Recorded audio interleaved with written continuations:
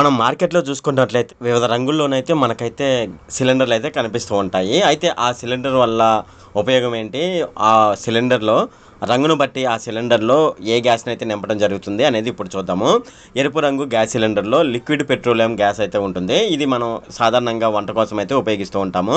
అలాగే తెలుపు రంగు గ్యాస్ సిలిండర్ కూడా ఉంటుంది. దీనిలో ఆక్సిజన్ గ్యాస్ అయితే ఉంటుంది. మనం హాస్పిటల్‌లో చూసినట్లయితే మనకు తెలుపు రంగు సిలిండర్‌లయితే కనిపిస్తూ ఉంటాయి. దాంట్లో ఆక్సిజన్ గ్యాస్ అయితే ఉంటుంది. ఇంకోటి మనం చూసుకున్నట్లయితే నీలి రంగు సిలిండర్ అయితే ఉంటుంది. సో, ఈ నీలి రంగు సిలిండర్‌లో నైట్రస్ ఆక్సైడ్ అనే గ్యాస్ అయితే ఉంటుంది.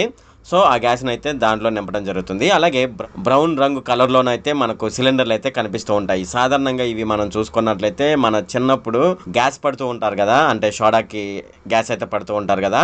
ఆ గ్యాస్ సిలిండర్‌లో మనం చూసుకున్నట్లయితే అవి ఎక్కువ బ్రౌన్ కలర్‌లోనైతే మనకు కనిపిస్తూ ఉంటాయి. దీనిలో హీలియం గ్యాస్ అయితే నింపి పెడతారు.